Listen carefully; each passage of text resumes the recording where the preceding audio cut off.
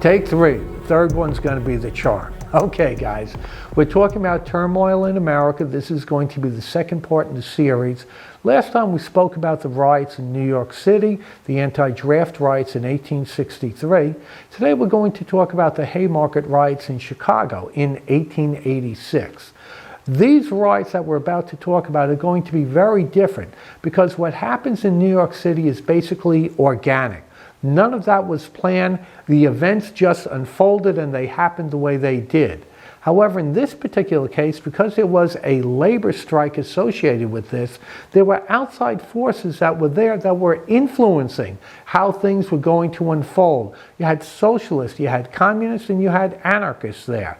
It's these outside forces that are going to take what started as a relatively small problem and they're going to exacerbate it, and it's going to become a much bigger problem, and it's going to become much more violent.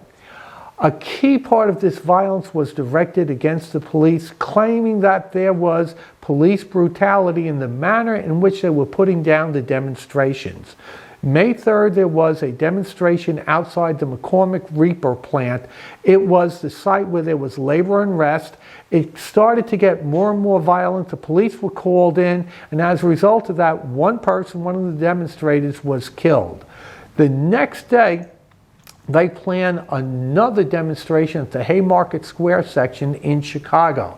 They promise that there are going to be fiery speakers, and these fiery speakers are going to address police brutality and the failure of capitalism in America.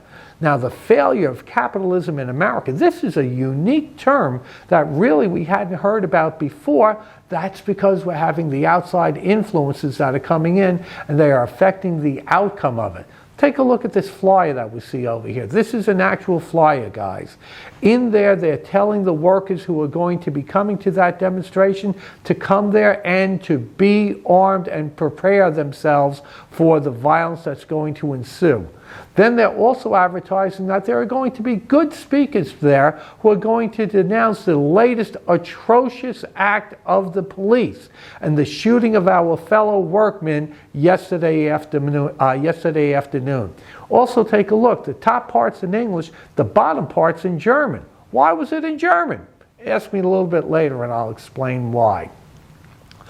May 4th, there is a major demonstration which in turn triggers violence, and in the midst of that violence, a bomb goes off. To this day, we're not 100% certain as to who set off the bomb.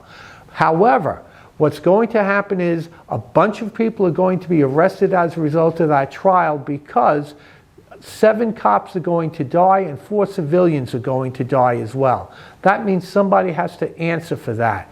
There were dozens of people arrested, but 7 of them are going to be put on trial. And notice the quotation marks. We realize now, over 140 years after the fact, that was not a fair trial. And that's the reason why I don't want to talk about things like Ferguson and Chancellorsville, what's happening right now. I want the benefit of a look back on historical events and see how these events were really altered one way or the other. We need a historical perspective for that. We don't have that historical perspective yet, but we do have it for what we're talking about in the Haymarket Riots. Of the people, of the 7 who were put on trial, they had no prayer on planet Earth of ever being found not guilty. They were found guilty, and of the 7, 4 of them were hanged immediately, and 3 were put into prison to await their sentencing later on. The aftermath is absolutely brutal. Like I said, you had the trial, you had 7 of them found guilty, 4 were executed immediately. 1 of them later on would commit suicide, and 2 of them would later have their sentence commuted to life imprisonment. But the important thing that I want you to take away from that is the outside influence. Anarchists, communists, socialists, they were coming in from the outside.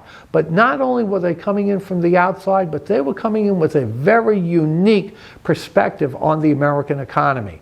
They felt that capitalism was an absolute disgrace, and they also felt that the labor unions actually discriminated against most of the workers. Because the people who were allowed in the unions, were basically from Northern and Western Europe. It's something that we call old immigrants. The new immigrants, which we're going to look at in just a second, they came from other areas like Italy and Russia, places where for the most part they were very, very different. They started to join new unions called the IWW, or the Industrial Workers of the World. What the Haymarket Riots does is it magnifies some of the immigration problems that are facing the United States. Whoa, wait a second. Immigration, police brutality, charges of racism. Well, wait a second. This is starting to sound familiar. Remember what I told you in our last session? Ain't nothing happening in the world today that hasn't already happened. Notice we're taking our immigration and breaking them up into old immigrants and new immigrants. Old immigrants came in before 1890 when the United States was vastly undeveloped. We needed these people. They were welcomed.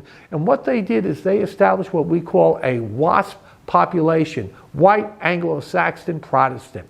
However, the next wave of immigration is going to change.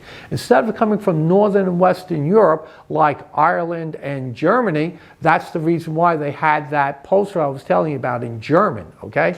Now they're going to come from Southern and Eastern Europe, Italians, Poles, Russians, okay? They weren't Protestant, they were Catholic, they were Jewish, they were illiterate, they were unskilled. The old immigrants, we welcomed them because we needed them. The new immigrants, we wanted no part of them.